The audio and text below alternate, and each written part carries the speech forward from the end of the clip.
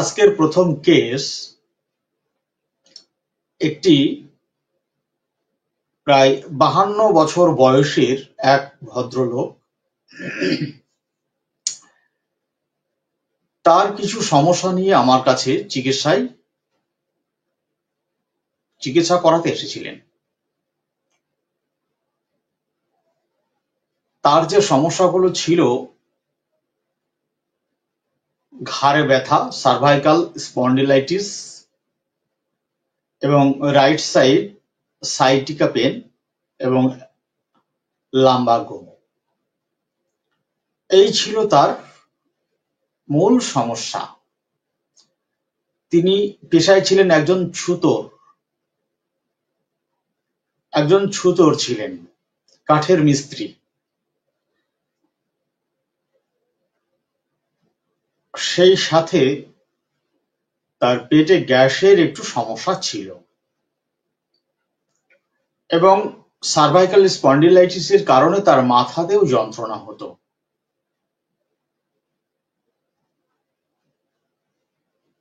স্বাস্থ্য ছিল বেশ সুঠাম, শক্তিশালী, মজবুত শরীর গঠন, কিন্তু ব্যথা বেদনার জন্য অসুস্থ এবং এই অসুস্থতার কারণে তার চলশক্তি অনেকটাই রহিত হয়ে গেছে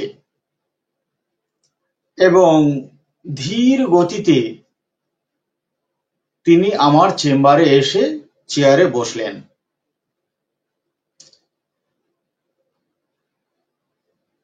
খুব কম কথা বলার ভঙ্গিমাতে, অত্যন্ত কম কথা বলার ভঙ্গিমাতে, চাপা স্বভাবে চুপচাপ বসে থাকলেন। আমি তাকে জিজ্ঞাসা করলাম, আপনার সমস্যা কি? সমস্যার কথাগুলো লো টোনে ধীরে ধীরে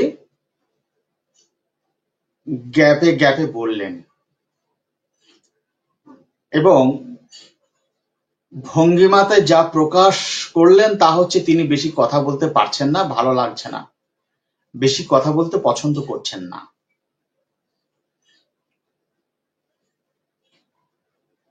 এই সমস্যা তার হয়েছে প্রায় বছর 10 থেকে। এতদিন অন্যান্য প্যাথিতে চিকিৎসা হতো, সঙ্গে ছিলেন তার স্ত্রী। আমি জিজ্ঞাসা করলাম যে এই ব্যথা বেদনা নিয়ে কি চিকিৎসা হয়েছে। তিনি বৃত্তান্ত সমস্ত কিছু বিস্তারিত বললেন। বলার পর আমি তাকে জিজ্ঞাসা করলাম যে এই ব্যথা বেদনা নিয়ে ইনি কিভাবে নিজেকে ম্যানেজ করছেন। তা বললেন যে উনি কাজকর্ম ঠিক মতো করতে পারছেন না, বেশিরভাগ সময়ই চুপচাপ থাকতে চান, কিন্তু উনি চুপ থাকতে পছন্দ করছেন না। ওনার কাজ করা খুব প্রয়োজন, উনি কাজ ছাড়া থাকতে পারেন না, প্রচুর কাজ করেন। তো কাজ করতে পারছেন না, অথচ প্রচুর কাজের চাপ আছে, যার জন্য উনি ভীষণভাবে বিরক্ত আর মেজাজ খুব খিটখিটে, কারোর সঙ্গে কথা বলতে চান না, চুপচাপ থাকেন। এনার একটি নেশা রয়েছে, মদের নেশা। সারাদিন কাজকর্ম করে রাত্রিবেলাতে মদ্যপান করতেই হবে। তবে মদ্যপান করার পরে তিনি কোনো মাতলামো করেন না। মদ্যপান করার পরে শটান শুয়ে পড়েন এবং প্রতিদিন তাকে মাছ, মাংস, ডিম দিতেই হবে, এছাড়া তিনি খেতে পারবেন না। শাকসবজি বেশি পছন্দ করেন না। ব্যথা বেদনার জন্য বেশিরভাগ সময়টাই তিনি চুপচাপ শান্তভাবে থাকেন, কথা বলতে চান না, খুব তীব্রভাবে রিয়াকশন দেন। আজীবন প্রচুর পরিশ্রম করেছেন, কথায় কথায় এগুলো আমি জানতে পারলাম। এই জায়গায় যখন এলাম তখন আমি একটি কথা জিজ্ঞাসা করলাম যে তার কাজের গুণগত মান কেমন। তিনি বললেন যে ভালো। শুধু এইটুকু বলেই চুপ, ভালো। তিনি চুপ। তার স্ত্রী বললেন যে উনি উল্টা পাল্টা কাজ পছন্দ করেন না, খুব খুঁতখুঁতে স্বভাব, এই নিয়ে বাড়িতে প্রায়ই বকাঝকা করেন, এখানে ওখানে সেখানে জিনিস পড়ে থাকলে উনি এগুলো তো পছন্দ করেন না, আর নিজের কাজ সবাই খুব পছন্দ করেন। পেটের এই গেল ওনার মানসিকতা।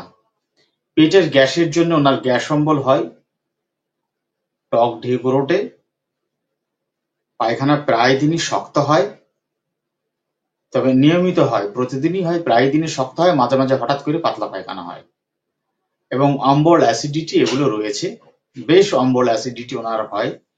দুপুরে খাবার পর বিকালের দিকে অম্বল অ্যাসিডিটি বেশি হয়।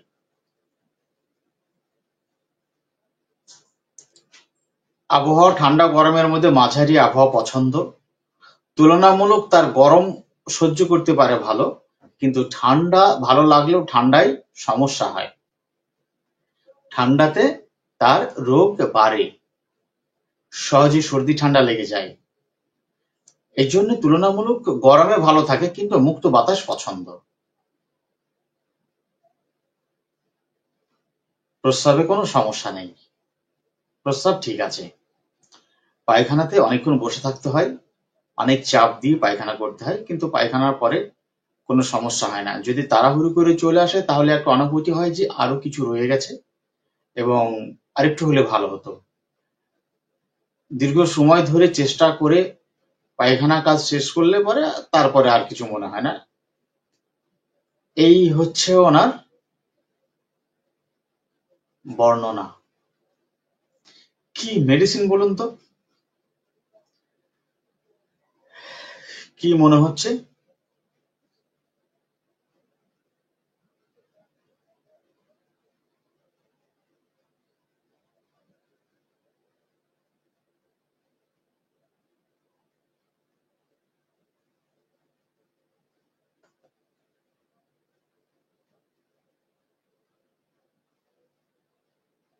কেউ বুঝতে না পারলে আমাকে বলুন, আমি আবার বলছি।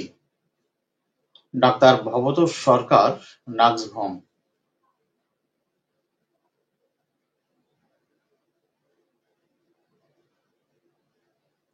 তারপর আর কেউ? ডাক্তার মাহবুব, নাক্সভম। ডাক্তার রুমানা খাতুন, নাক্সভম। আর কেউ? ডাক্তার শাহিদা হক, নাক্সভম।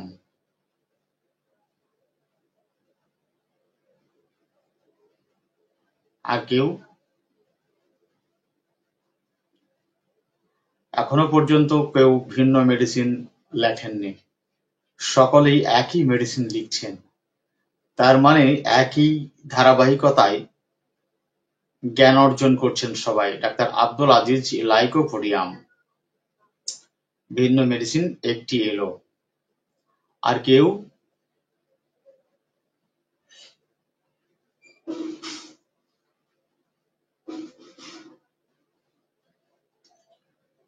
বলুন বলুন, পরবর্তী আলোচনায় অবতারণা করতে পারবো। ফিজিক্যাল সিমটম এবং মানসিক সিমটম, ফিজিক্যাল সিমটম এবং মেন্টাল সিমটমের সমন্বয়ে আপনাকে ট্রিটমেন্ট দিতে হবে, ধাতুগত চিকিৎসা দিতে হবে। পুরাতন রোগের চিকিৎসা করতে গেলে ধাতুগত চিকিৎসা দিতে হবে, তাহলে রোগ চিরতরে সুস্থ হয়ে যাবে। এর সাথে সাথে আমি আপনাদেরকে আরেকটি কথা বলি, আপনারা লিখতে থাকুন। গত কয়েকদিন আগে আমি আপনাদের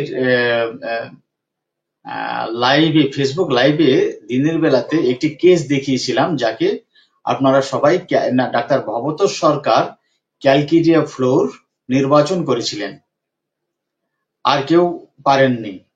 ডাক্তার ভবতোষ সরকার, আপনার মনে আছে কিনা সেই বাচ্চা ছেলেটা যার প্রি ক্যাপসুলাইটিস ছিল, শোল্ডার পেন, নিউরালজিক পেন ছিল, শোল্ডারে নিউরালজিক পেন ছিল, সিভিয়ার পেন, ডাক্তার ভবতোষ সরকারই একমাত্র বলতে পেরেছিলেন ক্যালকেরিয়া ফ্লোর। ডাক্তার ভবতোষ সরকারের মনে পড়ছে কিনা জানাবেন, মনে পড়ছে কিনা। সেই পেশেন্ট আজ ফলো আপে এসেছিল, তার শোল্ডারে আর কোনো ব্যথা বেদনা নেই। শোল্ডারে কোনো রকম ব্যথা বেদনা, কোনো রকম সমস্যা নেই, টোটাল শেষ, কিচ্ছু নেই। তো একবার মনে হলো আমি ভিডিওটা নিয়ে ইউটিউবে দেব। তারপরে কাজের চাপ ছিল, উৎসাহ হারিয়ে ফেললাম। নেক্সট ফলো আপে দেখা যাবে। রুগী মেন্টালি দিক থেকে পুরো স্যাটিসফাইড এবং ভীষণ ভালো, এখন মাথায় বোঝা বইতে শুরু করেছে। তো আমি ওকে নিষেধ করলাম, যেহেতু এই ব্যথাগুলো সাধারণত ব্রেকিয়াল প্লেক্সাসের যে নার্ভগুলো রয়েছে সেইগুলোতে সমস্যা হয়, সেই সঙ্গে সার্ভাইকাল স্পন্ডিলাইটিস থাকলে এই সমস্যাগুলো খুব বেশি আসে। তো গরিব মানুষ, তাকে তো খেটেই খেতে হবে। তার কথা হচ্ছে স্বাস্থ্যই সম্পদ। স্বাস্থ্য ভালো না থাকলে ভাই খেতে পাবো না, শরীর ভালো না থাকলে খেতে পাবো না। আমাদের তো আর জমি জায়গা নেই ক্যালকেরিয়া ফ্লোর। সেই সঙ্গে বডি স্ট্রাকচার যা দেখিয়েছিলাম। আপনাদের নেক্সট ফলো আপ 15 দিন পর আসবে, দেখাবো, দেখবেন। আজকে তাকে আমি ক্যালকেরিয়া ফ্লোর 10M দিয়েছি। তো ঠিক আছে, যারা নাক্সভম দিয়েছেন কংগ্রাচুলেশন। এটা নাক্সভমিকার কেস। নাক্সভমিকা রোগী যখন অসুস্থ থাকে তখন quiet wants to be repose and tranquility, disturb aversion to being থাকে। সেই সঙ্গে কি থাকে, মুড রিপালসিভ, তীক্ষ্ণ প্রতিক্রিয়া। এটা গেল রিয়াকশন ডিউ টু সিকনেস। নেচারটা কি? নেচার হলো অ্যালকোহলিজম। অ্যালকোহলিজম, মদ্যপানের নেশা এক।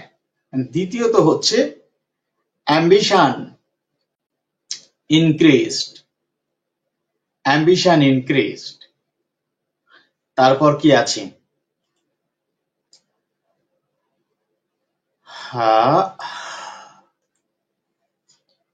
অ্যাম্বিশন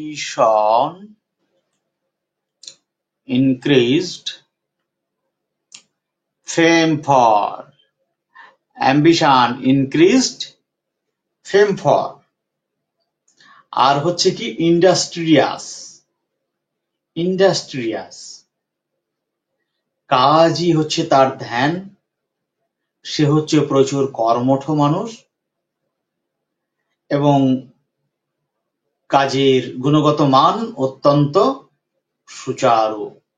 সে ফাস্টিডিয়াস। ফলে ওই যে বললেন যেটা যে খুব খুঁতখুঁতে, ওনার স্ত্রী বললেন ও খুব খুঁতখুঁতে স্বভাবের। এর সাথে দৈহিক গঠন অনেক মজবুত, শক্ত। লাইকোপোডিয়ামের দৈহিক গঠন কেমন? দুর্বল। কিন্তু মানসিকভাবে সে অনেক বেশি ডেভেলপড, অনেক বেশি ডেভেলপড, অনেক সুতীক্ষ্ণ বুদ্ধি লাইকোপোডিয়ামের। সেই সাথে থাকে তার ল্যাক অফ কনফিডেন্স, মানসিকতা ভাবে এইগুলো থাকে। সে হচ্ছে একজন ইন্টেলিজেন্ট এবং সিক্রেটিভ পারসন। এত রিয়াকশন সবার সাথে, এত মোর রিপালসিভ রিয়াকশন লাইকোপোডিয়াম দিতে পারে না। লাইকোপোডিয়াম সর্বদা পরিস্থিতি বুঝে যেখানে ক্ষমতা দেখানোর মতো সেখানে দেবে, যেখানে দেখানোর মতো নয় সেখানে দেবে না। এই ব্যক্তির মধ্যে অ্যাব্রাপ্ট হার্স বিহেভ ছিল, চাঁচা ছোলা কথা। তাতে কে কি মনে করলো না করলো ওর কোনো কিছু যায় আসে না। ফলে লাইকোপোডিয়াম নয়, এখানে নাক্সভম হলো। চলুন আর একটু আগে চলুন, এবার একটি কেস বলি আপনাদের। সেখানেও একটি ব্যক্তি, পুরুষ মানুষ, আপনার ওই 53, 54 কি 55 এই রকমের বয়স। সেই ব্যক্তির শ্বাসকষ্ট, তার অ্যালার্জি আছে, হে ফিভার, হাঁচি হয়, শ্বাসকষ্ট, খুব ঘন ঘন সর্দি লাগে, প্রচুর সর্দি লাগে, সর্দি লাগার সহজ প্রবণতা রয়েছে। দুহারা স্বাস্থ্য, আগে রোগের কথা বলি তারপরে বডি গঠন বলছি। ঘন ঘন সর্দি ঠান্ডা লাগে, বিশেষ করে ঠান্ডা আবহাওয়া এবং ঠান্ডার সংস্পর্শে আসলে, ঘাম বসে গেলে, ঘাম হয়, প্রচুর ঘাম হয়, ঘাম শুকালে, ঘাম বসে গেলেই সর্দি ঠান্ডা লেগে যায়, হাঁচি শুরু হয়, পাখার তলায় গেলেই হাঁচি শুরু হয়, কপালে মাথায় যন্ত্রণা করে, গলায় ব্যথা হয়, সেই সঙ্গে গিটি গিটি ব্যথা, সেই সঙ্গে গিটি গিটি ব্যথা। এই সমস্যাগুলো নিয়ে ওনার স্ত্রীকে সাথে করে নিয়ে আমার চেম্বারে এসেছেন।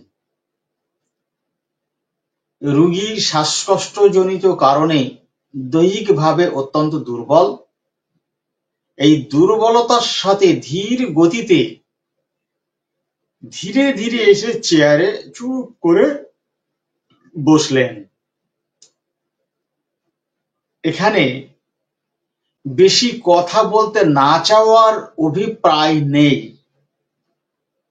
এখানে তার যে সমস্যা সেটা হলো ভীষণ কষ্ট পাচ্ছেন, প্রচুর শ্বাসকষ্ট এবং শরীর ভীষণ দুর্বল হয়ে পড়েছে। এই শ্বাসকষ্টের সাথে ও অল্প পরিশ্রমে বুক ধড়ফড় করে এবং শ্বাসকষ্ট হয়। সামান্য পরিশ্রমে, এমনকি একটু বেশি হাঁটাহাঁটি করলেই ওর প্রচুর শ্বাসকষ্ট হয় আর বুক ধড়ফড় করে, প্রচুর বুক ধড়ফড় করে, প্রচুর। এই শ্বাসকষ্টের সঙ্গে বুক ধড়ফড়, সঙ্গে দুর্বল, এইটাকে নিয়ে রোগীর মনের মধ্যে প্রচুর ভয়, আতঙ্ক তৈরি হয়েছে যে মনে হয় হার্ট অ্যাটাক করে মারা যাবে। তাকে প্রত্যেকটা দিন ইনহেলার নিতে হয়, ডেলি 2-3 বার করে ইনহেলার নিতে হয়, না হলে শ্বাসকষ্টকে ম্যানেজ করতে পারেন না। একটা জটিল পরিস্থিতি। কোনো এক পেশেন্টের, আরোগ্য হওয়া পেশেন্টের কাছে আমার নাম শুনে তিনি এসছেন। তো এসেই বললেন যে আমি অ্যালোপ্যাথি খাচ্ছি, কিন্তু সঙ্গে এই করছি, তো হোমিওপ্যাথি কাজ হবে তো? তাই আমি বললাম হবে, ওগুলো বন্ধ করবেন না, আপনি চালিয়ে চলুন।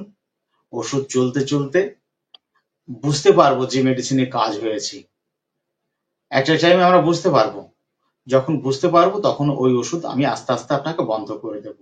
তখন ইনহেলারও চলবে না, ওষুধও আর চলবে না, অনলি হোমিওপ্যাথি চলবে। ঠিক আছে, সেই মতো তিনি শুরু করলেন ওষুধ। শুষ্ক কাশি, কাশির সঙ্গে লালানি, আঠালো একটু শ্লেষ্মা ওঠে, অনেক কাশার পরে একটু শ্লেষ্মা ওঠে।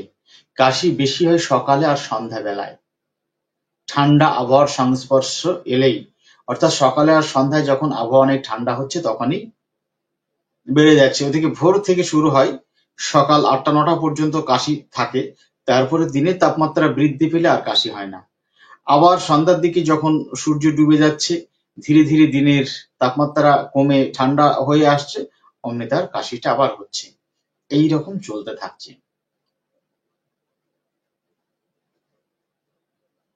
স্বভাবগত বৈশিষ্ট্য যখন জানতে চাইলাম তখন বললেন তার স্ত্রী। তিনি তো চুপ করে বসে আছেন যে বলুন ওনার আচার ব্যবহারটা বলুন। তা তখন খুব মানে বিরক্তের সঙ্গে, খুব তিক্ততার সঙ্গে তার স্ত্রী বলতে শুরু করলেন, উনি খুব রাগী মানুষ, ভীষণ রাগী মানুষ। তো আমি বললাম যে ভীষণ রাগী মানুষ মানে রাগী কেন বলছেন? তা তখন বলছেন যে উনি রেগে গেলে মারধর করেন, জিনিসপত্র ছুঁড়ে ফেলেন, মুখের ভাষা ঠিক থাকে না, যা আসে তাই বলে, এবং কোনো লোকজনকে কেয়ার করে না, কোনো লোকজনকে মানে না। এইরকম মানুষ উনি। তো আমি যখন বললাম তাই তো, তো খুব খারাপ মানুষ, বললো হ্যাঁ, সারা জীবন আমাকে ভীষণ জ্বালিয়েছে, প্রচুর জ্বালিয়েছে সারা জীবন, উঠতে বসতে আমাকে মেরেছে, উঠতে বসতে গালিগালাজ করেছে। সেই সঙ্গে ওনার আর একটা খুব খারাপ দোষ আছে, সেইটা হলো উনি আপনার ওই লটারি কাটে, লটারি লটারি কাটে, আর হচ্ছে ওইটাকে কি বলে, জুয়া খেলে, জুয়া, পয়সা দিয়ে জুয়া খেলে। ও, তো বললো এই জন্য আমাদের সংসারে খুব অভাব, সংসারে অভাব কাটে না। আর যত আমি ওনাকে আয়ত্ত করতে গেছি, ততই আমার সঙ্গে খুব খারাপ ব্যবহার করেছে।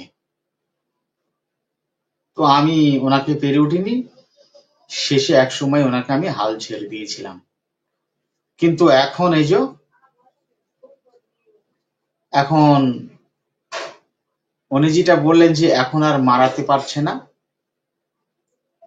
এখন পায়ের গোড়ায় এসে কুপোকাত হয়ে গেছে, এখন আর মারাতে পারছে না, এখন পায়ের গোড়ায় এসে কুপোকাত হয়ে গেছে, এখন সব মতদানি শেষ। তো উনি কি কাজকর্ম করতেন, বলে উনি কোনো কাজ করে না। উনি মানে দুদিন কাজে গেলে 5 দিন বসে থাকবে, দুদিন কাজে গেলে 5 দিন বসে থাকবে, কে কাজে নেবে, কাজ করে নিয়ে এসে পয়সা দেয় না। আমি ছাগল, হাঁস, মুরগি এইসব পালি এবং কাঁথা সেলাই করি, এইভাবে আমি আমার সংসার চালাই। ছেলেপিলেকে কোনোদিনই গাইড দেয়নি, তারাও সেইভাবে তৈরি হয়েছে, তারাও কেউ পয়সা করে দেয় না, তারাও বাবার মতোই হয়েছে। আমি মরে গেলাম, আমার মরণ হয়ে গেলেও ভালো হতো। তো আমি বললাম, তিনার স্বাস্থ্য এত সুন্দর, স্বাস্থ্য, গায়ে অনেক শক্তি, এনার কাজে কর্মে ক্ষমতা নেই, বদমাইশি ঢের, কি করা যাবে।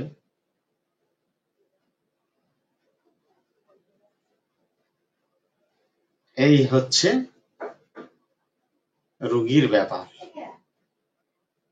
শুধু তাই নয়, খেতেও দিতে হবে ভালো মন্দ, ভালো মন্দ খেতে না দিলে আপনার ভাতের থালা ধরে টান মারবে, উনান ভেঙে দেবে, মুখ বাজালে উনান ভেঙে দেবে, যে তুমি খেটে নিয়ে এসে পয়সা দাও না, তুমি মাছ পাবো কোথায়, মাংস পাবো কোথায়, ডিম পাবো কোথায়, যদি বলা যায় তো উনান ভেঙে দেবে, ভাতের থালা ধরে মারবে টান। কে এই যন্ত্রণা সহ্য করবে বলেন তো। সে একটা কথা আছে না, যে ভাত দেবার মুরুদ নাই, কিল মারার গোসাই। এ ভাত দিবার মুরুদ নয়, কিল মারার গোসাই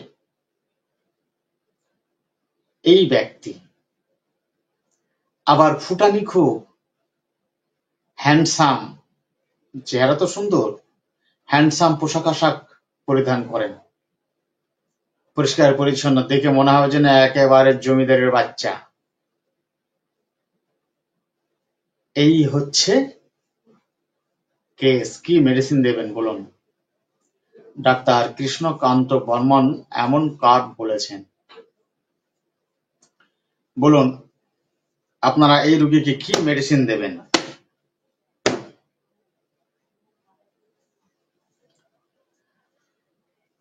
ডাক্তার কৃষ্ণকান্ত বর্মন বলেছেন এমন কার্ড, কি মেডিসিন দেবেন? আমার কেসগুলো সব এরকম, আমার কেসগুলো হচ্ছে এরকম, আমি কেস টেকিং করি এরকম।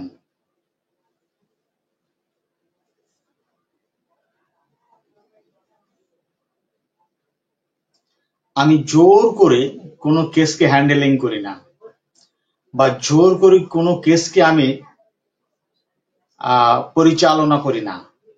ঠিক যেভাবে পাই সেইভাবে আমি বোঝার চেষ্টা করি, যেমন ভাবে পাই তেমন ভাবে বোঝার চেষ্টা করি, তেমন ভাবে আপনাদের সামনে উপস্থাপন করি।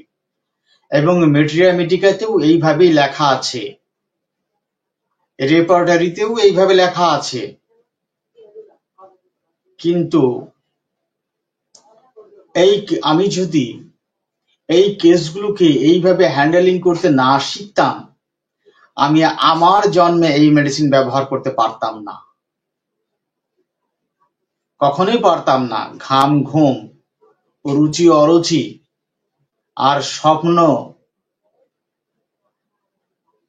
এইসব দিয়ে এসব কেস ম্যানেজ হবে না।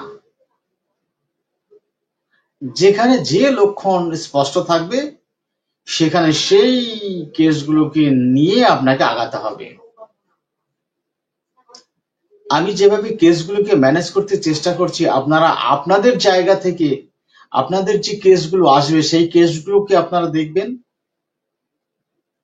আমাদের গ্রীষ্মপ্রধান দেশে মনে হবে যেন সকল কেস শ্যানিকিওলা, সকল কেস নেট্রামিওর, এরকম মনে হবে।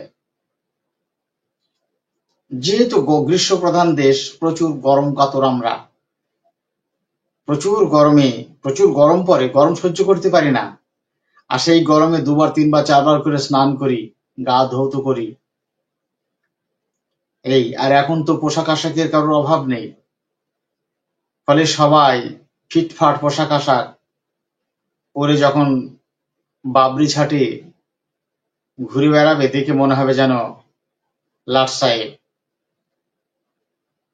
ফলে নেট্রামিওরের দিকে আমরা খুব বেশি বেশি চলে যাই। আমরা তো সবাই বাইরে ভদ্র এবং ভিতরে যত অভদ্র। বাইরে বাইরে ভদ্র পোশাকে শুভ্র রাতের আধারে চলে, ধর্মের নামে অধর্মচারী মুখে রাম নাম বলে। মানে এটা হচ্ছে আপনার সেই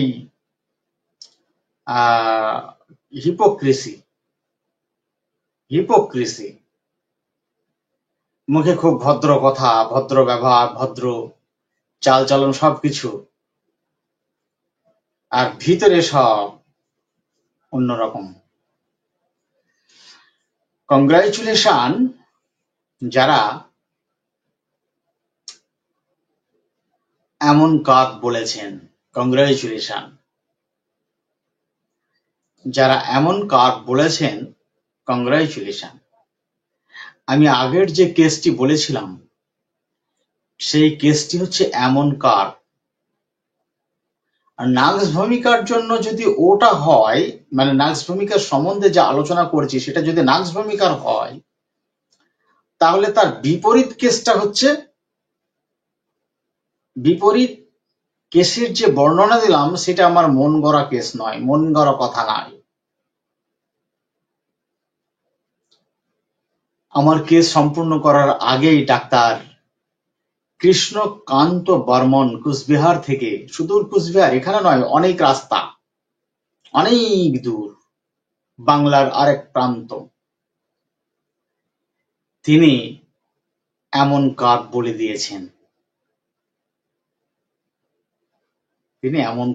দিয়েছেন। কেসটা হচ্ছে এমন কার। আজকের যুগে এমন কার্ভের পেশেন্ট প্রচুর রয়েছে, যারা হচ্ছে অ্যান্টি সোশ্যাল পারসন, অর্থাৎ সমাজ যে কাজগুলোকে স্বীকৃতি দেয় না সেই সব কাজে তারা নিযুক্ত থাকেন। সমাজ যে কাজগুলোকে মেনে মানে স্বীকৃতি দেয় না, মেনে নেয় না, সেই সব কাজে তারা আসক্তি থাকেন। শুধু তাই নয়, তাদের সেই কাজে আরো অন্যদেরকে জোর করে ডেকে নিয়ে আসে, জোর করে, তাতে করে তারা খুব আনন্দ পায়। ফিজিক্যাল সিমটমের দিকে আগে যান। শারীরিক গঠনগত দিক থেকে সে হচ্ছে মোটা, যদি পাতলা হতো তবুও এমন কার্ভ হবে, মোটা বলে যে এমন কার্ভ হবে তা নয়। পাতলা চিকন একহারা শীর্ণ হলেও এমন কার্ভ হতো। তো যেহেতু এখানে মোটা স্বাস্থ্য, ফলে এমন কার্ভ সমনায় সোহাগা হয়েছে। মোটা স্বাস্থ্য, অলস ব্যক্তি, যে কাজকর্ম কিছু করে না অথচ ফুটানি, লাট সাহেবের বাচ্চা, পোশাক আশাকে ফিটফাট। এই জন্যে ওই যে মেটেরিয়ামিটিকাতে বলা হয়েছে যে যে সমস্ত স্বাস্থ্যবতী মহিলারা অলস, বসে বসে সময় কাটায়, কাজকর্ম কিছু করে না এবং বিভিন্ন প্রসাধনী ব্যবহার করেন, তাদের নানান রকমের পীড়ায় এমন কার্ভ খুব বেশি ব্যবহার হয়ে থাকে। মেটেরিয়ামিটিকায় এটা লেখা হয়েছে, কিন্তু বাকি এক্সপ্লেনেশন গুলো আর করা হয়নি, যার জন্য আমরা আমাদের চোখ ফুটেনি, অন্ধ হয়ে আছি।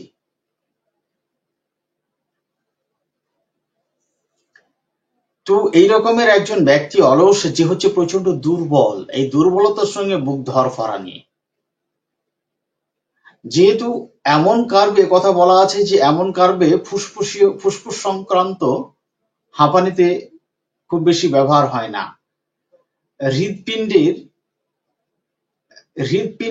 হার্ট সংক্রান্ত হাঁপানিতে এমন কার্ভ খুব ভালো কাজ করে। তো এখানে তার ফুসফুসের সমস্যা রয়েছে, ফুসফুসের সমস্যার সাথে তার হার্টেরও সমস্যা রয়েছে, যার জন্য খুব সামান্য পরিশ্রমেই সে অধিক ক্লান্ত হয়ে পড়ছে এবং বুক ধড়ফড় করছে। এগুলো সবই হচ্ছে এমন কার্ভের সিমটম। প্রচুর ঘাম শুকালে সর্দি ঠান্ডা লেগে যাচ্ছে, এটা হচ্ছে আর্দ্রতা। ঘাম হলে আর্দ্রতা সৃষ্টি করছে, আর্দ্রতার ফলে ঠান্ডা এবং আর্দ্রতার দ্বারা খুব সহজে সর্দি ঠান্ডা লেগে যাচ্ছে। যেহেতু তার অ্যালার্জি রয়েছে, ফলে এগুলোর প্রতি সাসেপ্টিবিলিটি অনেক বেশি সেন্সিটিভিটি রয়েছে। এগুলো হচ্ছে তার রোগ প্রবণতা। ফিজিক্যাল সিমটম বলে এইগুলো। সেই সাথে কি হলো, সকালে এবং সন্ধ্যায়, এখানেও ঠান্ডাকেই ইঙ্গিত করছে। শুধু সকাল আর সন্ধ্যায় বলি কোনো কথা না, সকালে সন্ধ্যা মানে দিনের বেলাতে দিনের তাপমাত্রা কমে এসে যখন এই ঠান্ডা হয়ে যাচ্ছে, তখনই শরীর প্রতিক্রিয়া দেখাচ্ছে। এবং দিনের বেলায় যখন দিনের বেলাতে সূর্যের আলোতে যখন উত্তপ্ত হচ্ছে আবহাওয়া, তখন সে ভালো থাকছে, অর্থাৎ গরমে তার আরাম এবং ঠান্ডায় বৃদ্ধি, আর্দ্রতাতেও বৃদ্ধি। এগুলো ফিজিক্যাল সিমটম। এই ফিজিক্যাল সিমটমের সাথে এবার মানসিক লক্ষণ, যে কিনা অত্যন্ত অলস। তো অলস তো বুঝলাম, তো অলস ব্যক্তির যদি মেজাজ শান্ত হতো, অলস কিন্তু মেজাজ শান্ত। আরে যার কাজ নেই তার আবার বিষ কিসের? যার কাজ নেই তার আবার বিষ কিসের? কেউ মেনে নেবে না। একটা কথা আছে যে গরু দুধ দেয় তার চাটি খেতে ভালো লাগে, তার লাথি খেতেও ভালো লাগে। যে গরু দুধ দেবে তার লাথিও খাওয়া যাবে, আর যে দুধ দেবে না তার আবার লাথি কিসের? কেউ সহ্য করবে না তার লাথি। কিন্তু এমনও তো হতে পারে যে দুধও দেবে না, লাথিও দেবে না, যে ব্যক্তি অলস অথচ শান্ত নম্র মানুষ, তাহলে সেই মানুষটা আর অলস, সেই সাথে অসামাজিক এবং অত্যন্ত উগ্র প্রকৃতির মেজাজ, দুটো মানুষ তার এক নয়। অথচ আমরা অর্গানন অফ মেডিসিনে পড়েছি, treat the patient not the disease. তাহলে এগুলোকে গুরুত্ব দিতে হবে না? এগুলোকে গুরুত্ব না দিয়ে আমরা কিভাবে সিমিলিমামে পৌঁছাবো? আর কি বা তরিকা আছে জানি না। এই কাছাকাছি মেডিসিন, এমনও তো মেডিসিন রয়েছে যারা অতটা উগ্র নয় কিন্তু অনেক বেশি খিটখিটে, যারা কাজকর্ম কিছু করবে না, অলস কিন্তু প্রচুর খিটখিটে, উগ্র নয়, উগ্র এবং খিটখিটে দুটো আলাদা। তাহলে যারা প্রচুর, যারা মানে অলস, কাজকর্ম কিচ্ছু করবে না, প্রচন্ড রাগী, উগ্র, অসামাজিক কাজের সঙ্গে লিপ্ত থাকে, এমন কারণে সেদিকে গেল। কিন্তু যে ব্যক্তি প্রচন্ড শান্ত ঠান্ডা, সে আবার অন্য মেডিসিন। যে ব্যক্তি প্রচন্ড খিটখিটে, সে আলাদা।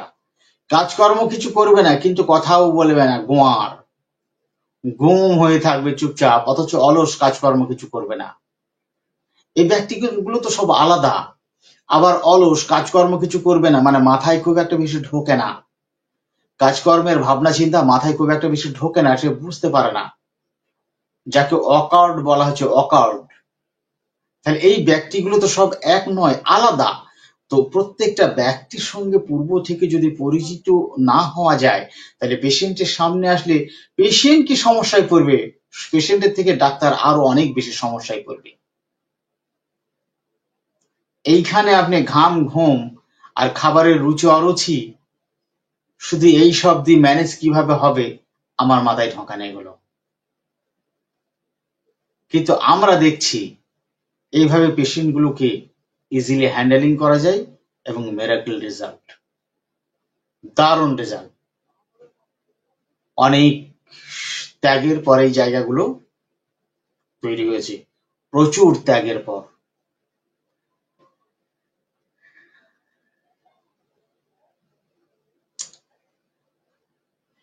ব্যক্তির ভালো লাগা জিনিসের প্রতি মনোযোগ লাগিয়ে রাখে। এমনকার ব্যক্তি ভালো লাগা জিনিসের প্রতি মনোযোগ লাগিয়ে রাখে এবং সেটা ব্যক্তির কাছে অতিশয় আনন্দদায়ক হয়। এক্সিলারেশন, এক্সুবারেন্স, এক্সুবারেন্স। ব্যক্তি সবসময় মস্তিতে থাকতে চায়, একস্টেসি, সবসময় মস্তিতে থাকতে চায়। ওই যে অলস ব্যক্তি, এটা একেবারে 100% সত্য। তো ওই অলস ব্যক্তি কি শুধু বাড়িতে বসেই থাকবে আর শুধু শুধু শুধু সাজগোজ করবে আর ওই পারফিউম ব্যবহার করবে, আর আর কিছু নাই? তার জীবন চরিত্র আর কি? এইগুলো হচ্ছে সেইগুলো। ওই অলস ব্যক্তি এইভাবে জীবন যাপন কাটায়। তাহলে তার যে জিনিসের উপরে মানে যেখানে তার ভালো লাগে, সেই জিনিসের উপর সে তার মনটাকে লাগিয়ে রাখে। সেই ভালো লাগার জিনিসগুলো কি? সুন্দর সৃষ্টি কিছু তো হতে পারে, সুন্দর সৃষ্টির দ্বারা আকৃষ্ট এমন কার হয় না? তাহলে তো সবাই ভালোই বলতো তাকে। সে সবসময় অসামাজিক কাজের সঙ্গে লিপ্ত থাকে। সমাজ, আপনার সমাজে যতগুলো অস্বীকৃত, সামাজিকভাবে যতগুলো অস্বীকৃত কাজ রয়েছে, প্রত্যেকটা অস্বীকৃত কাজের সাথে এমন কারবার ব্যক্তি ভালো লাগা থাকে এবং সেই সব কাজে এরা যুক্ত থাকে। সেইগুলো যে কোনো অসামাজিক কাজ হতে পারে। আপনার ক্লাবে আড্ডা দেওয়া, ক্যারামে ব্যস্ত থাকা, তাস পিটানো, জুয়া খেলা, লটারি কাটা, আপনার ওই রাস্তায় গিয়ে, ফুটপাতে গিয়ে ইয়ারকি আড্ডা দেওয়া, এই নানান কিছু যত আপনার এখানে ওখানে অসামাজিক কাজের সঙ্গে লেগে যাওয়া, মদ ভাং খাওয়া, গাঁজা ফাজা ইত্যাদি যত রকমের ব্যাপার স্যাপার সব রয়েছে। একই ব্যক্তি যে এতগুলোর সঙ্গে লেগে থাকবে তা নয়, ভিন্ন ভিন্ন ব্যক্তি। মানে এমন কারবের অন্যান্য ব্যক্তিগুলো তার যার জুয়া খেলাতে নেশা আছে, সে জুয়া খেলার সঙ্গে রয়েছে। যার চোর ছ্যাঁচড়াদের সঙ্গে মেলামেশা করতে ভালো লাগে, সে তার সঙ্গে লেগে রয়েছে, সেখান থেকে তাকে টেনে নিয়ে আসা যায় না। যার লটারি কাটতে ভালো লাগে, আপনি তাকে ঠেঙিয়ে মেরে ফেললেও লটারি কাটা সে বন্ধ করবে না।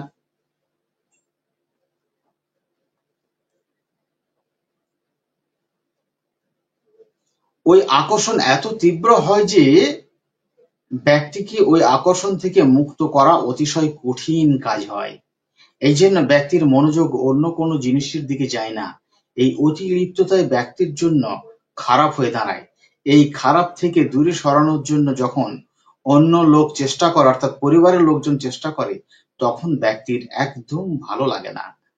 ওই সময়ে ব্যক্তি ছোট বড় কারো কথা শোনে না, কারো পরোয়া করে না, অন্যের সঙ্গে অভদ্রতা করে, অন্য লোক ব্যক্তিকে সংশোধন করার চেষ্টা করলে, ভালো পথে ফিরিয়ে আনতে চেষ্টা করলে ব্যক্তির ভালো লাগে না, ব্যক্তি তীব্র প্রতিক্রিয়া করে। এই তীব্র প্রতিক্রিয়াগুলো যদি সব মানে প্রতিটা লাইনে লাইনে বিশেষ ব্যাখ্যা সহ লেখা যায়, প্রচুর হয়ে যাবে এক একটা বই। এই জন্য আমি আমার মতো করে তৈরি করে রেখেছি শর্টকাট। ব্যক্তি তীব্র প্রতিক্রিয়া করে, ওই সময় ব্যক্তি দেখে না যে সামনের লোকের সঙ্গে তার কি সম্পর্ক আছে। Abusive, insulting, abusive, evening, defiant, disobedience, contradiction, intolerant of contradiction, অনেক বড় জার্নি। এই আচরণগুলো করে যখন সে, আর একদম শর্টকাট আমি চলে যাচ্ছি। এলিগেন্স ওয়ান্ট অফ, ব্যক্তি সব রকমের অভদ্র কাজ করতে মজা পায়, আনন্দ পায়। এলিগেন্স ওয়ান্ট অফ অর্থাৎ সুরুচিবোধের অভাব, মার্জিত ভাবের অভাব। যে কাজকে সমাজ ভালো মনে করে না সেই কাজেই ব্যক্তির আনন্দ আসে। ডার্টিনেস, ডার্টিনেস, ডার্টিং এভরিথিং,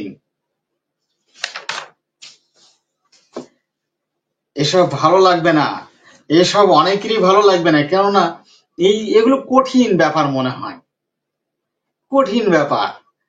আমার সে একটাই কথা, যদি এত সোজা হতো তাহলে এত পিছিয়ে থাকতো না। এই জিনিসগুলোকে যারা অনেক কঠিন মনে করে সোজা পথে চলতে চেষ্টা করেন, সাধারণ লোকজন, সাধারণ দর্শক যারা রয়েছেন, তারা ওইসব ডাক্তারগুলোকে প্রত্যাখ্যান করবেন, তাদেরকে অবশ্যই প্রত্যাখ্যান করবেন। সোজা পথে হোমিওপ্যাথি হয় না। প্রত্যেকটা জিনিসের একটা নির্দিষ্ট গতিপথ রয়েছে, সিস্টেম রয়েছে, সেটা বাইরে কেউ কিছু করতে পারবে না। তো শেষ বেলায় কি হয়, যখন যতদিন ক্ষমতা থাকে ততদিন সে বাহাদুরি দেখায়, তারপরে যখন ক্ষমতা শেষ, দুর্বল হয়ে যায়, তখন সে পায়ের গোড়ায় গিয়ে কচু হয়ে যায়, তখন পায়ের তলায় গিয়ে কচু হয়ে যাবে। উঠতে বললে উঠবে, বসতে বললে বসবে, কোন রকম প্রতিবাদ হবে না, ঢোঁ শব্দটা হবে না। এই হচ্ছে এমন কাল। প্রত্যেকটা ব্যক্তি এরকম রয়েছে, প্রত্যেকটা ব্যক্তি, প্রতিটা ব্যক্তি আলাদা আলাদা রয়েছে। তাদের কাজকর্মের ধরন দেখে আপনি বুঝে যাবেন যে ব্যক্তি কে।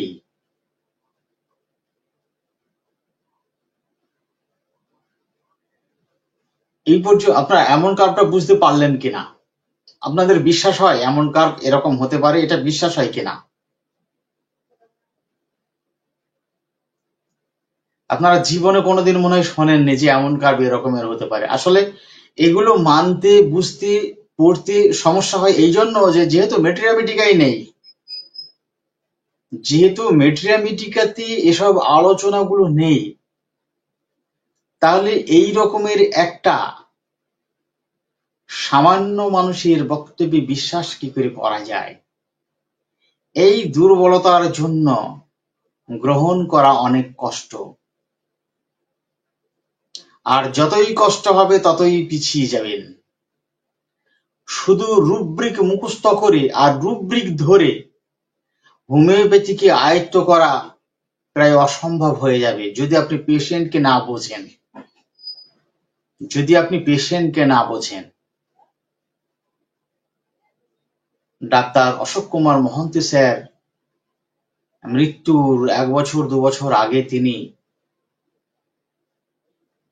খুব জোর দিতেন, রুব্রিক ছাড়ো, রুব্রিক ছাড়ো, আগে পেশেন্টকে বোঝো, পেশেন্টকে বোঝো। তিনি শেষের দিকে তার গবেষণার খুব নিরেট জায়গায় পৌঁছিয়ে এসেছিলেন। তার আগ পর্যন্ত তিনার ভিতরে অনেক অনুভব ছিল যে তিনি প্রায় পেশেন্টগুলোর কাছাকাছি চলে আসছেন। তিনি তার অভিজ্ঞতার ভিত্তিতে প্রত্যেকটা মেডিসিনের একেবারে কাছাকাছি চলে আসছেন, পেশেন্টের কাছাকাছি চলে আসছেন, কিন্তু একটা থেকে আরেকটার পার্থক্যটা আলাদা করতে পারছেন না, বুঝতে পারছেন না। সেইটা বুঝতে পেরেছিলেন মৃত্যুর 1-2 বছর আগে। তারপরে শেষের যে লেকচার গুলো ছিল সেগুলো ছিল পারফেক্ট। ওইটা হচ্ছে তেনার কংক্রিট গবেষণা। ওইখান থেকে তিনি আর সরেননি। তার আগে তিনি রুব্রিক নিতেন, রুব্রিক গবেষণা করতেন। তো গবেষণা করতে গেলে এগুলো করতে হয়। গবেষণা করতে গেলে সাধারণত প্রথম দিকে মানে সম্পূর্ণ অজানা কোনো জিনিসকে আবিষ্কার করতে গেলে প্রথম দিকে ভুল হয়। ভুল হতে হতে হতে হতে সেই ভুলগুলোকে বাদ দিতে হয়। তারপরে কাছাকাছি চলে যায়। কাছাকাছি গিয়ে যখন কংক্রিট জিনিসটা বোঝা যায়, তখন সেই জিনিসের উপরে দাঁড়িয়ে যায় এবং ভুলগুলোকে প্রত্যাখ্যান করে। এটা হচ্ছে গবেষণার একটা ধারাবাহিকতা। সেইটা উনি করতেন। প্রত্যেকটা মেডিসিনকে আপনাকে এইভাবে বুঝতে হবে।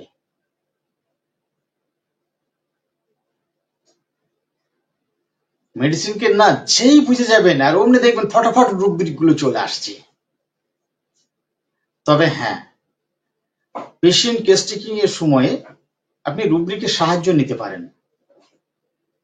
মেডিসিনটা মানে তা পর্যবেক্ষণ, কনসার্ন, ভার্সান, রিয়াকশন, এই সমস্ত কিছুর মধ্য দিয়ে আপনি রুব্রিক নিতে পারেন। রুব্রিক নিয়ে যে মেডিসিন গুলো আসে তার যে আজীবনের চরিত্রগত বৈশিষ্ট্য এবং রিয়াকশন তার সঙ্গে আপনাকে মেলাতে হবে।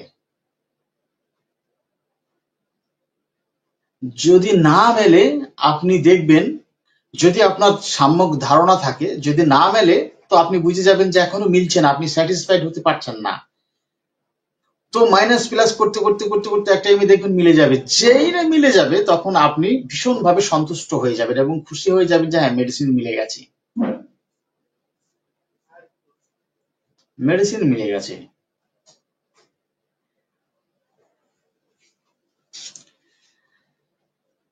আমি একটি কেসের আলোচনা দিয়ে আজকের আলোচনা শেষ করব। আমি সংক্ষিপ্ত আলোচনা করব, আজকে বেশি করব না।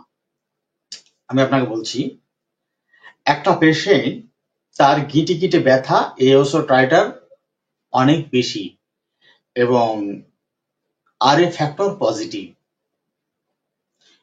প্রায় 16-17 বছর ধরে কষ্ট পাচ্ছেন। একজন বয়স্কা মহিলা, বয়স 46 বছর, একহারা লিকলিকে চেহারা হয়ে গেছে এখন। তো তারপরেও বেশ চটপটে আছে। ব্যথা এত বেশি, সে আমার কাছে এর আগে 2বার ওষুধ নিয়ে গেছে। তো শেষের বার আমি ওকে প্রথমবার মেডিসিন দিয়েছি মেডোরিনাম, শেষের বার দিয়েছি আর্সেনিকা ম্যালবাম।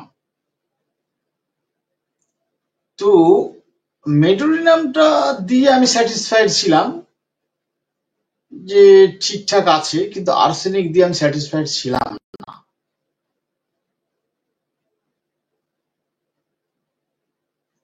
পেশেন্টের কাছ থেকে যেভাবে লক্ষণ সমূহ পেয়েছিলাম, ভাববো তো তার ভিত্তিতে। ভিতরে কোনো কিছু অজানা থেকে গেলে পেশেন্ট যদি অব্যক্ত মানে প্রকাশ না করে চাপা রাখে কোনো কিছু, সেইগুলো তো আর আমার বোঝা বা কারোর পক্ষেও সম্ভব নয়। তো সে কিভাবে কেস, এগুলো সব ভিডিও আছে, আমার সব ভিডিও রেখেছি এগুলো তথ্য প্রমাণ করার জন্য। শেষের বার যখন আসলেন, এসেই প্রত্যেকবার ওই রকমই বলে, খুব ব্যথা ডাক্তারবাবু, খুব ব্যথার, অবিরাম কথা বলেন, অবিরাম কথা, অবিরাম বলে যায়, বর্ণনা করেই যায়, বর্ণনা করেই যায়, বর্ণনা করেই যায়। যদি আপনি লেখেন আপনার পক্ষে সম্ভব হবে না, কখনোই সম্ভব হবে না লেখা। বলেই যাচ্ছেন, বলেই যাচ্ছেন, বলেই যাচ্ছেন, বলেই যাচ্ছেন, আমারই কষ্ট হচ্ছে, আমারও কষ্ট হচ্ছে, খুব জোর দিয়ে দিয়ে বলেন। খুব জোর দিদি, খুব ব্যথা, খুব কষ্ট, আমি নড়তেই পারি না, আমি নড়তেই পারি না, আমি এ কাজ করতে পারি না, ও করতে পারি না, আমার মনে হয় যেন মরে যাওয়াই ভালো। সে অবিরাম বলেই যায়, আর আমি লিখবো কি, আমি দেখছি লেখা সম্ভব নয়, এই জন্য ভিডিও করে রেখে দিয়েছি। আর আমি চুপচাপ শুদ্ধ শুনি আর বুঝি। এটা নিয়ে আপনার কি ভাবনা হয়? মনে হয় আর ভালো হবে না। এতদিন ধরে চিকিৎসা করছি, আমি মানে আমি যখন স্পিডে বলছি, ও ওই রকম স্পিডে কথা বলছে। এতদিন ধরে চিকিৎসা করছি, এখানে চিকিৎসা করলাম, ওখানে চিকিৎসা করলাম, এত পরীক্ষা করলাম, গরিব মানুষ অনেক টাকা খরচা করে ফেলেছি, এখনো পর্যন্ত কিছু হলো না।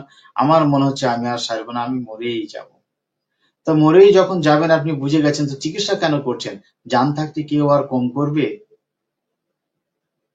তারপর আবার শুরু করে দিল এই রকমের লম্বা কথা, সে আর শেষ হয় না। মানে মাঝে মাঝে আমি একদিকে বুঝতে পারছি না, দেরি হয়ে যাচ্ছে রুগীর চাপ, আর একদিকে উনি অনবরত বকে যাচ্ছে। মানে আমার মাথা না একেবারে মানে কেমন হয়ে যাচ্ছে, মনে হচ্ছে এ আজকাল চেম্বারই করা যাবে না, এত চাপে পড়ে গেছি। প্রচুর ডিপলি ভাবছি, ডিপলি সমস্ত কিছু বোঝার চেষ্টা করছি, হচ্ছে না। চারিপাশে কোনো শব্দ টব্দ আসলেও আর ভালো লাগছে না, মানে আমি মনে হচ্ছে যেন নাকশঙ্কা রুগী হয়ে গেছি, কি কলসিন্তে রুগী হয়ে গেছি, এই রকমের একটা অবস্থা হয়ে গেছে। তো আমি দেখছি না, পেশেন্টটাকে আমাকে ঠিক করতেই হবে। গন্ডগোলটা কোথায় হচ্ছে? তো আমি, তারপর সে বলছে আমার শরীর খুব দুর্বল, খুব দুর্বল, বল শক্তি বলতে কিচ্ছু নেই, আমি শরীরে কোনো বল পাই না, আমি কোনো কাজকর্ম করতে পারি না, কিচ্ছু করতে পারছি না, কিছু খেতে পারছি না, শরীর দিন দিন দুর্বল হয়ে যাচ্ছে। আচ্ছা, এই এত দুর্বলতা নিয়ে কিভাবে থাকতে ইচ্ছা করে? আমার কাজ করতে ইচ্ছা করে না, কাজকর্ম করতে একদমই ইচ্ছা করে না। আচ্ছা, তো কাজকর্ম করতে ইচ্ছা না করলে তো কাজগুলো কিভাবে ম্যানেজ হচ্ছে? কি করব, আর তো কেউ নেই, আমাকে তো কাজ করতেই হবে, কেউ তো নেই, এই জন্য আমাকে কাজ করতে হচ্ছে। তো কাজ করতে হচ্ছে বলে কেমন লাগছে? ভালো লাগছে না ডাক্তারবাবু, মনে হচ্ছে আমি আমি আর মরে যাওয়াই ভালো, মনে হচ্ছে মরে যাওয়াই ভালো, মরে গেলেই ভালো। আচ্ছা, মরে যেতে ইচ্ছা করছে না? তো কেমন ভাবে মরে যেতে ইচ্ছা করছে? কেমন ভাবে আবার? নিজে তো আর জানটা শেষ করা যায় না, নিজে তো আর জানটা শেষ করা যায় না। ওপরওয়ালা যদি মৃত্যু দেয়, আমি সেটা চাই। সত্যি কথা না মুখে, না সত্যি কথা, আমার আর সহ্য হচ্ছে না ডাক্তারবাবু, আমার এত ব্যথা, আমি নড়তে পারি না, হাঁটতে পারি না, চলতে পারি না।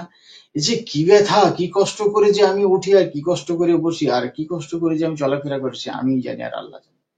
এই করে কি বাঁচতে ভালো লাগে? আমার ভালো লাগে না। তারপরে প্রচুর টাকা দিয়ে ফেলেছি, কত টাকাই বা কতজনকে দেবো, গরিব মানুষ, স্বামীও অসুস্থ, ছেলেরা কেউ আমাদের দেখে না, খুব কষ্টের মধ্যে আছি ডাক্তার। আচ্ছা আচ্ছা, আমার মনে আনন্দ ফুর্তি কোনো কিচ্ছু নেই, আনন্দ ফুর্তি বলতে আমার মনের মধ্যে কিচ্ছু নেই। আচ্ছা, আনন্দ ফুর্তি একদম নেই। হুম, তো আনন্দ ফুর্তি নেই কেন? অসুস্থ, মনে শান্তি নেই, সবসময় অসুস্থ, সবসময় কষ্ট, সবসময় যন্ত্রণা হলে কেউ আনন্দে থাকে, শান্তি পায়? নো। আচ্ছা, আর কিছু? না, আর কিছু নয়, শরীর খুব দুর্বল, খুব দুর্বল, শরীরে বল শক্তি মোটেই পায় না। আচ্ছা, আর সর্দি ঠান্ডা লাগে খুব সহজেই, সর্দি ঠান্ডা লাগলেই বুকের মধ্যে শ্লেষ্মা জমে, মানে ওর ক্রনিক ব্রঙ্কিয়াল অ্যাজমা আছে, বুকের মধ্যে সাঁই সাঁই করে শব্দ হয়, বুকের মধ্যে খুব কষ্ট হয়। এই আর হচ্ছে ওর আপনার মেট্রোরেজিয়া আছে, মেট্রোরেজিয়া। আমি তো ওসব দিকে তাকাচ্ছি না একদম, যত রোগের কথা যাই বলুক না কেন, ওদিকে আমার ধ্যান জ্ঞান নেই, আমার শুধু একটাই ধ্যান, রুগীকে, কে আমার সামনে বসে আছে, আমার সামনে কে বসে আছে, কে বসে এই কথাগুলো বলছে। এখানে ফিজিক্যাল সিমটম গুলো আমাকে খুব বেশি সাহায্য করবে না। ফিজিক্যাল সিমটম গুলো আমাকে সেইভাবে সাহায্য করবে না, যার জন্য আমি ওই দিকটায় খুব বেশি নজর দিচ্ছি না। দাঁড়ান, আচ্ছা,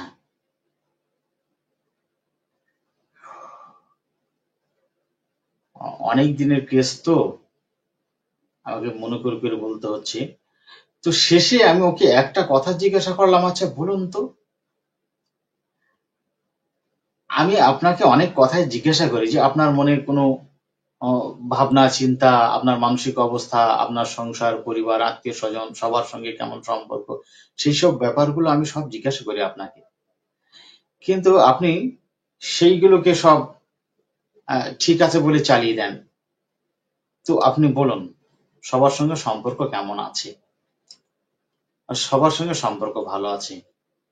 তো আমি তখন বললাম যে সবার সঙ্গে সম্পর্ক ভালো আছে মানে আপনি সবার সঙ্গে খুশি আছেন, সবার সঙ্গে সন্তুষ্ট আছেন, সবার সঙ্গে কোনো সমস্যা নেই, তাই তো?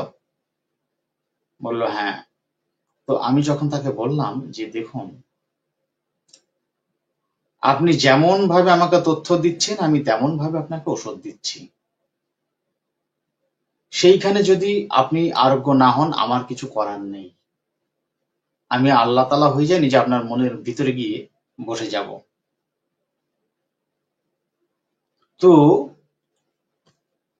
আপনি আপনার সমস্যার কথাগুলো সঠিকভাবে বলুন, যাতে করে কোনো কিছু লুকানোর না থাকে। ঠিকঠাক করে বলুন। আমি চেষ্টা করব আপনাকে সুস্থ করার। আত্মীয় স্বজন সবার সঙ্গে আপনার কেমন সম্পর্ক আছে বলুন। তখন বলছেন সবার সঙ্গে সম্পর্ক আমার ভালো আছে। তো সমস্যা হচ্ছে একটু আমার নিজের কোনো যা নেই, আমি একা। তো আমার চাচাতো যারা আছেন, তো তারা একটু গুমুর টাইপের, মানে অহংকারী টাইপের। তো আমি আমার অসুস্থতার কারণে যখন ভালো লাগে না, কারোর সঙ্গে মিশতে ইচ্ছা করে না, তখন একা একা থাকতে ইচ্ছা করে।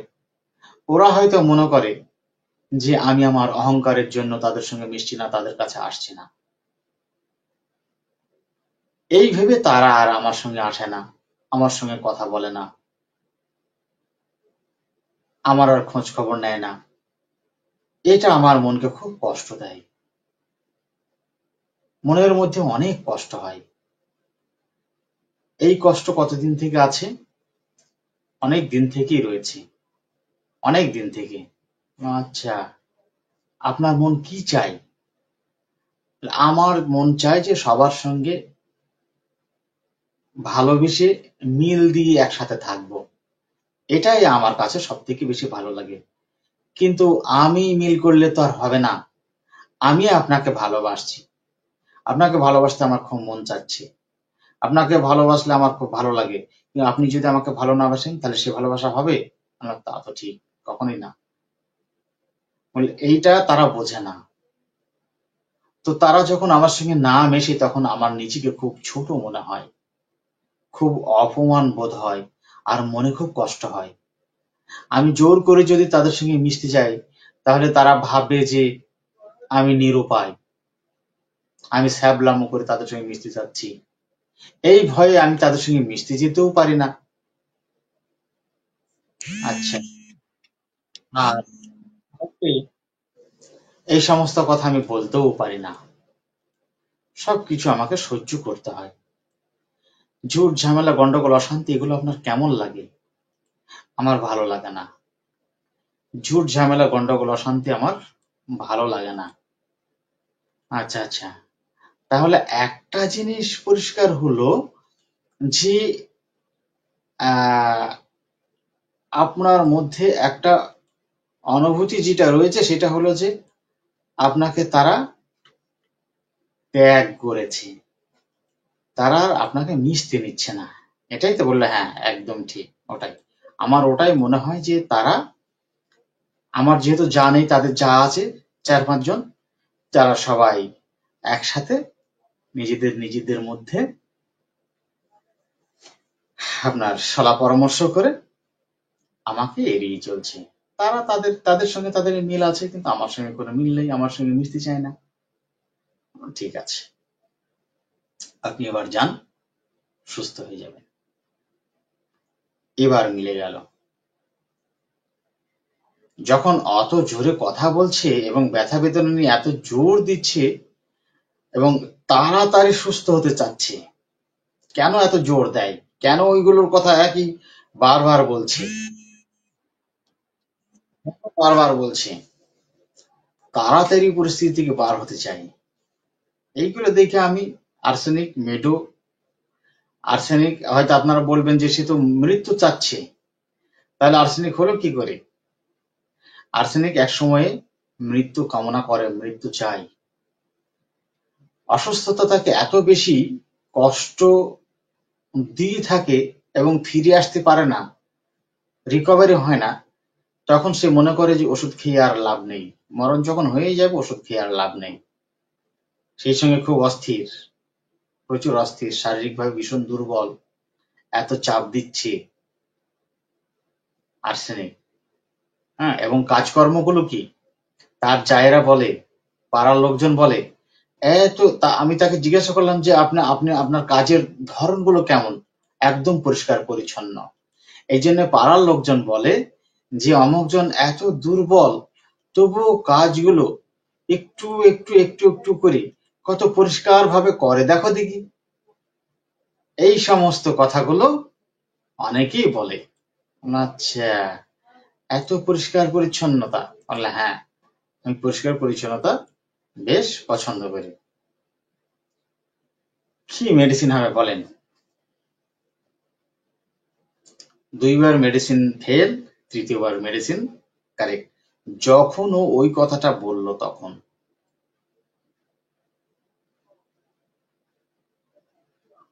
কি মেডিসিন হবে?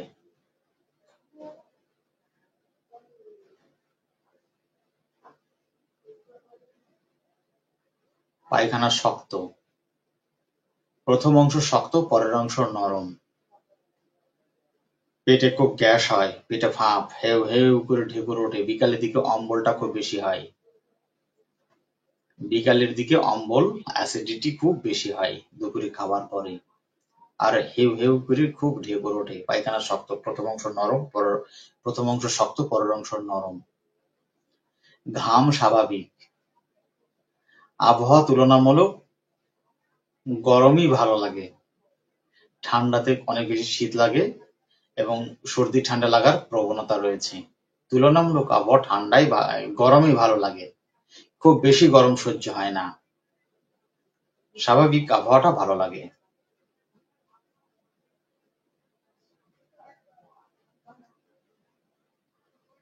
এই কথাগুলো আমি সব ভেবেছি এর মধ্যে, ফসফরাস, ল্যাকেসিস, মেডো, এগুলো সব ভেবেছি,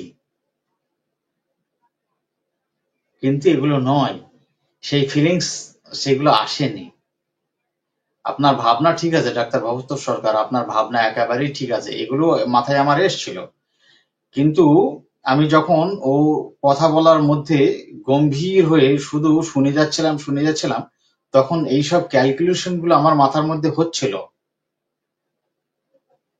যে ব্যক্তিটা আসলে কে, কে এরকম করে, এগুলো সব হচ্ছিল। কিন্তু ফসফরাসে কি হয়, এত বেশি কথা বলে আর ফসফরাস অনেক বেশি মিশুকি, কিন্তু ফসফরাসে প্রচুর আতঙ্কিত থাকে, সে মৃত্যুকে ভীষণ ভয় পায়, সে মৃত্যু চায় না এবং প্রচুর আতঙ্কিত থাকে। এই জন্য সে সঙ্গী চাই সবসময়, সঙ্গী ছাড়া থাকতে পারে না। ঠিক, আপনি জায়গাটা ঠিক ধরেছেন একদম। সে মৃত্যুকে ভীষণ ভয় পায়, মৃত্যুকে কখনোই কামনা করে না, আর সবসময় সঙ্গী চাই। কার্সিনোসিন, কার্সিনোসিনের মতো, কার্সিনোসিনের মতো, কার্সিনোসিনের মতো, কিন্তু কার্সিনোসিন ইয়েল্ডিং ডিসপোজিশন রয়েছে। কার্সিনোসিনের ইয়েল্ডিং ডিসপোজিশন অর্থাৎ আপনি মানে মন না চাইলেও মেনে নেয়, যেহেতু pleasing desire to please, pleasing desire to please, হ্যাঁ, এই জিনিস মেনে নেয়, মন না চাইলেও মেনে নেয়। আর কার্সিনোসিন এত বেশি বকে না ওই ব্যক্তি, অনেক জ্ঞানী ব্যক্তি না, এত বকবে না। তা চলুন আমি এটাকে বলে শেষ করছি। এইবার যখনই না আমি বলে দেব আপনারা বলবেন হ্যাঁ ঠিক হয়ে গেছে। এই মেডিসিনের টোটাল জার্নি আমি রেডি করে ফেলেছি। এবার তার কাজ করতে ভালো লাগে না, বিজনেস অ্যাভারশন টু। সে তো কাজ ছাড়া থাকতে পারে না, প্রচুর কাজ করে, কিন্তু অসুস্থতার কারণে এখন কাজের প্রতি বৃতৃষ্ণা। তাহলে এটা অল্টার্ড সিমটম নিতে হবে। ইচ্ছা, ইচ্ছাটা কি? বিশ্রামে থাকা ইচ্ছা, কাজ কাজ না করতে ইচ্ছা। তাহলে ইচ্ছাকে নিতে হবে। Business aversion to. Death desire, মৃত্যু চাচ্ছে। এখানে সুইসাইডাল ডিসপোজিশন নয়, সুইসাইডাল ডিসপোজিশন হচ্ছে নিজে নিজেকে হত্যা করা, সুইসাইডাল ডিসপোজিশন। আর ডেথ ডিজায়ার হচ্ছে নর্মাল ডেথ, অর্থাৎ আল্লাহ যখন মৃত্যু দেবে সেই মৃত্যু চাচ্ছে, এটা হচ্ছে death desire. Elements from grief, লম্বা সময় ধরে তার ভিতরে একটা তীব্র মর্মান্তিক বেদনা, মর্ম বেদনা, শোক, দুঃখ, দুশ্চিন্তা এগুলো রয়েছে। কোথা থেকে বুঝলাম এটা? এই এই এই জন্যই মেডিসিনটা সিলেকশন করতে পারছিলাম না। যখনই তিনি এটা প্রকাশ করলেন তখনই মেডিসিন সিলেকশন হয়ে গেল। ওই যে জায়েদের সঙ্গে ওর দূরত্ব হয়ে গেছে, জায়েরা ওকে দূরে সরে দিয়েছে, তখন থেকেই ওর সমস্যাটা শুরু হয়েছে এবং এই দুশ্চিন্তা দীর্ঘদিন ধরে রয়েছে। এটাই হচ্ছে elements grave. General weakness, nervous, শারীরিক দিক থেকে দুর্বল। আর কি লকাসিটি, লকাসিটি, এক্সুপারেন্ট, লকাসিটি, ভিভাসিয়াস এগুলো সব রয়েছে।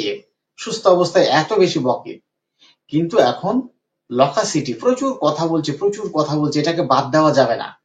আমি যখনই কোনো মেডিসিনের দিকে যাচ্ছি তখন লকাসিটির সঙ্গে মিলছে না, আমি তখন দেখলাম এটাকে আমার মেডিসিন হচ্ছে না, ফলে লকাসিটিকে তো বাদ দেওয়া যাবে না। সেই সঙ্গে ফরসেকেন ফিলিং, তার জায়েরা তাকে দূরে ঠেলে দিয়েছে, এই কষ্ট তাকে ভেঙে দিয়েছে, এটা হচ্ছে ফরসেকেন ফিলিং, অর্থাৎ প্রত্যাখ্যান করেছে, পরিত্যক্ত হয়ে গেছে সে, তাকে প্রত্যাখ্যান করেছে, পরিত্যক্ত করেছে। আর কি স্বভাবে সে হচ্ছে ডিগনিফাইড পারসন, এই জন্য সে কারোর সঙ্গে ঝুট ঝামেলা অশান্তি গন্ডগোল করতে পারেনি। আর যেচে পড়ে ছ্যাবলামু করে তার সঙ্গে মিশতেও পারেনি, ছোট হয়ে যাবে। সে হচ্ছে একজন মর্যাদাপূর্ণ ব্যক্তি, দারুণ ডিগনিফাইড। মেডিসিন হচ্ছে নেট্রাম কার্ব। নেট্রাম কার্বের পেটে কেমন গ্যাস আছে বলুন তো?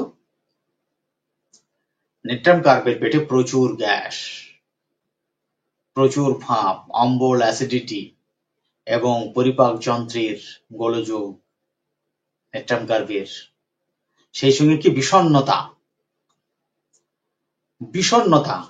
এখানে আরেকটা রুব্রিক নেওয়া যাবে, দেখি ওর ভিতর আছে কিনা, থাকার কথা।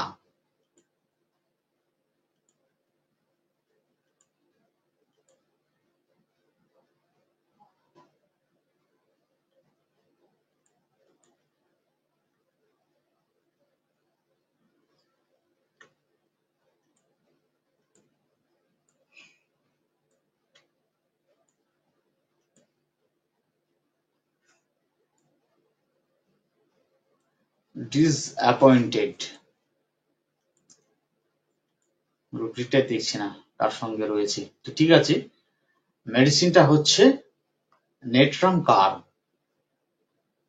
সেই সঙ্গে বিষণ্ণতা, গ্রিফ, এলিমেন্টস ফ্রম গ্রিফ, একেবারেই বিষণ্ণতা।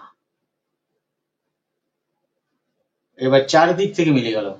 নেট্রাম কার্ব অসুস্থতার সঙ্গে অনেক বেশি দুর্বল হয়ে পড়ে, নেট্রাম কার্ব অসুস্থতার সঙ্গে অনেক বেশি দুর্বল হয়ে পড়ে। ওষুধ হচ্ছে নেট্রাম কার্ব। অরামেট এত বাসাল নয়, সে হচ্ছে একজন ওয়েটওয়ালা মানুষ, অনেক বেশি ওয়েট তার, অনেক দামি মানুষ, সে এত বাচাল নয়, সে গুরু গম্ভীর। সঙ্গে যখন তার মনে যা চায়, চাওয়ার জিনিসটা না পায়, তখন সে সরাসরি বিষণ্ণতায় চলে যায়, গভীরভাবে বিষণ্ণতায়। এই গভীর বিষণ্ণতার সহিত সে হাসে, একটাই মেডিসিন, গভীর বিষণ্ণতার সাথে হাসি, আরামমেড। ওই যে বলো না, লাফিং স্পিকিং হোয়েন, কথা বলার সময় হাসে, ওই হাসাটা হচ্ছে বিষণ্ণতার হাসি। চেহারাতে বিষণ্ণ, নিরানন্দ, সবকিছু দেখছেন, কিন্তু তারপরও আপনার সঙ্গে কথা বলতে গিয়ে হাসছে, আরামমেড। কেমন লাগলো আলোচনা বলুন? আজকের আলোচনা কেমন লাগলো?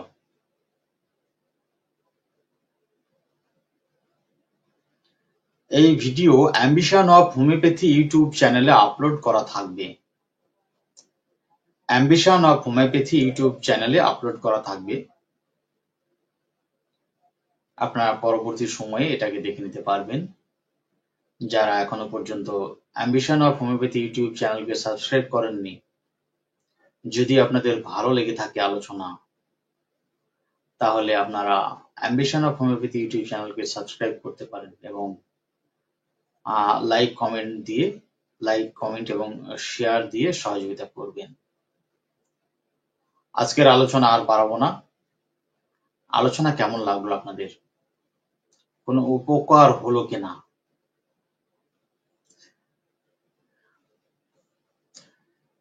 আমাদের সঙ্গে আমার অনেক দিনের বন্ধু ডাক্তার মোহাম্মদ আমাতুল্লাহ। ডাক্তার মোহাম্মদ আমাতুল্লাহ ভাই, কেমন আছেন আপনি?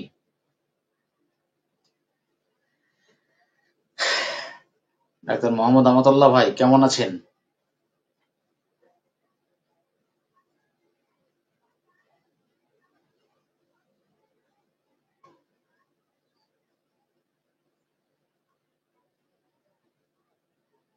ডাক্তার গৌরাঙ্গ তাপ্পা, সুন্দর আলোচনা স্যার, ধন্যবাদ আপনাকে। আসসালামু আলাইকুম, সুন্দর আলোচনা হয়েছে। ওয়ালাইকুম আসসালাম। ডাক্তার রাজা নাইম, আপনাকে অসংখ্য ধন্যবাদ ভালো লাগার জন্য। আর কেউ? আপনার ভাইঝি না কাকে ওষুধ দিলাম বেশ কয়েকদিন আগে, ডাক্তার রাজা নাইম?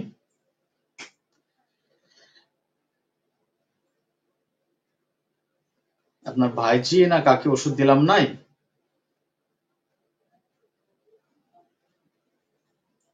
কেমন আছে এখন? খুব গুরুতর অবস্থা ছিল,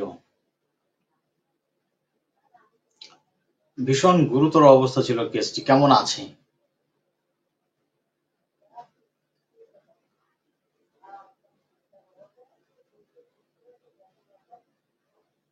হ্যাঁ আলহামদুলিল্লাহ। ডাক্তার আব্দুল মমিন। ডাক্তার আমাতুল্লাহ ভাই আছেন নাকি? মোহাম্মদ আমাতুল্লাহ ভাই নেই মনে হয়। ডাক্তার রাজা নাইম?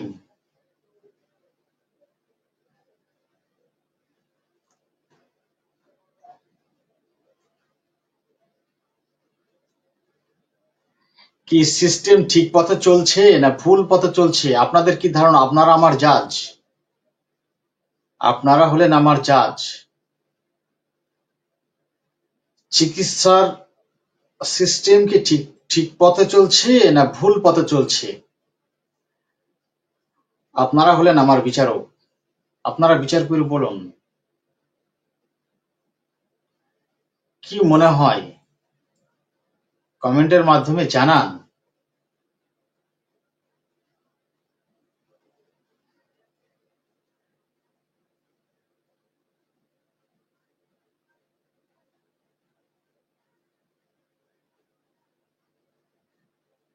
হ্যালো।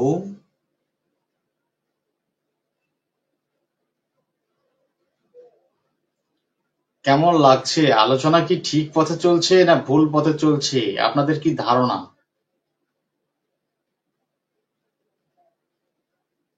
আপনাদের অভিজ্ঞতা রয়েছে, অভিজ্ঞ মানুষ আপনারা সবাই, জানেন তো।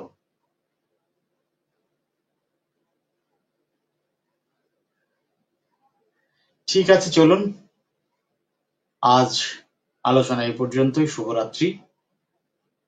পরবর্তী আলোচনাতে আবার আপনাদের সঙ্গে সাক্ষাৎ হবে। সবাই ভালো থাকবেন, সুস্থ থাকবেন।